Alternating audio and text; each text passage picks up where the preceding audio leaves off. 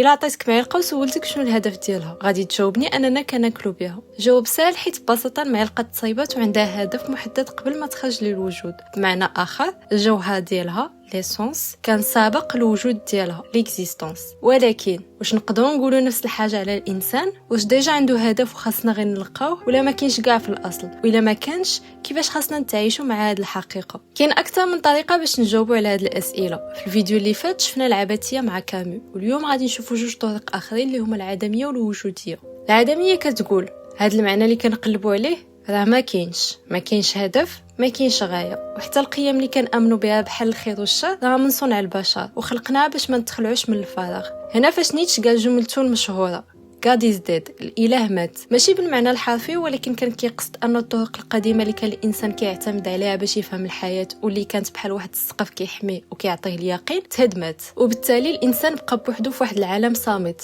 ما كيجاوبوش. تخيل راسك في وسط الخلا والبوصلة اللي كانت عندك تهست. هذه هي العدمية. المشكل هنا إلا اعتمدنا غير على العدمية كيولي الاستسلام هو أقرب حل. كنبقاو نقولوا إلا ما كاينش حتى شي هدف وتزادينا باش نموتوا، علاش أصلا نحاول وعلاش أصلا نتحرك؟ هنا في كتدخل الوجودية مع جون بول سارتر باش تخرجنا من هذا الداركنس. سارتر كيقول ليكزيستونس بريسيد ليسونس، الوجوديه جات قبل الماهيه ولا الجوهر. بمعنى الانسان ماشي بحال المعلقه، حيت المعلقه عندها وظيفه قبل ما توجد، ولكن الانسان كيتوجد اولا عاد من بعد كيبدا يصنع راسو. اي هو ماشي شي حاجه ثابته بل بحال واحد المشروع كيتبنى شويه بشويه. هذه الجمله كتبان زوينه ولكن في العمق ديالها هي بحال تقول حكم بالاعدام على كاع الاعضاء اللي كنتخباو من موراها. وبالتالي سارتر كيوصل لواحد النتيجه قاصحه، ان الانسان محكوم عليه بالحريه. علاش محكوم عليه؟ حيت هاد الحريه ثقيله بزاف، حيت ملي كتفهم انك 100% حر كتفهم انك المسؤول الوحيد على حياتك. مابقاش عندك الحق تقول انا هكذا داير ولا الظروف خلاتني نكون هكذا ولا ما عندي زهر. وفاش كتقول بحال هاد الهضره اي كتقول ما عندي ما ندير ولا بزز مني، سارتر كيتهمك بالباد فيث،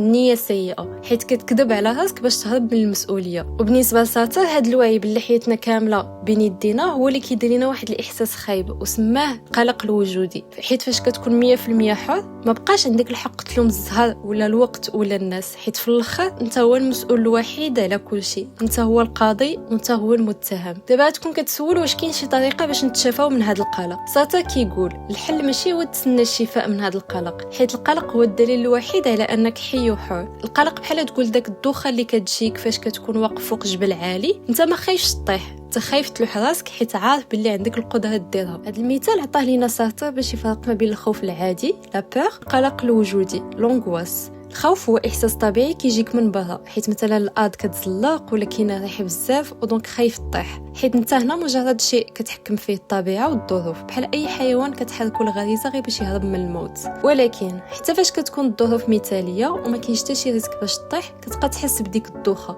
علاش؟ حيت انت هنا خايف من الحريه ديالك، خايف حيت عارف بلا في ديك اللحظه الحاجه الوحيده اللي مخليه الفرق ما بينك وبين الموت هي الاراده ديالك، وبلا تقدر في ثانيه وحده تختار تلوح راسك. وهذا هو القلق الوجودي. والا درنا اسقاط لهذا المثال على حياتنا اليوميه، على الفشل في الحياه المهنيه مثلا، غنفهموا اننا كنا كنخافوا نفشلوا حيتاش الوقت صعيبه ولا الاقتصاد عيان، وهذا الخوف عادي مشترك عند كل شيء. ولكن الرعب الحقيقي هو فاش كتكون الظروف مزيانه ومع ذلك كتحس بداك القلق، حيت عارف بلا انت هو اللي تقدر تكون السبب في الفشل ديالك، مثلا بالعجز ولا بالبروكراستيناسيون اللي كدير كل نهار وبالهروب ديالك من المسؤوليه. انت هنا كتختار تلوح راسك في الهاويه، تما فين كتصدم بالحقيقه المره بلا حتى حاجه ما كتحميك من راسك، بلا انت هو السبب الاول في الفشل اللي كتعيشه. غالبا تسولني شنو هو الحل عند سارتر هو انك تدوز لاكسيون. سارتر كيعتقد ان ما كاينش واحد الجوهر ولا ماهيه مخبيه لداخل خاصو يلقاها. الانسان هو مجموع الافعال ديالو. بمعنى ما يمكنش تقول انا كاتب وانت ما كتكتبش، ما يمكنش تقول انا انسان مزيان وانت ما كديرش الخير. اي ان المعنى ما كيتلقاش في التامل والتمني، المعنى كيتصنع بالالتزام بالفعل، واحد لونغاجمون باش دير واحد الفعل. بمعنى اخر سارتر كيشوف باللي انت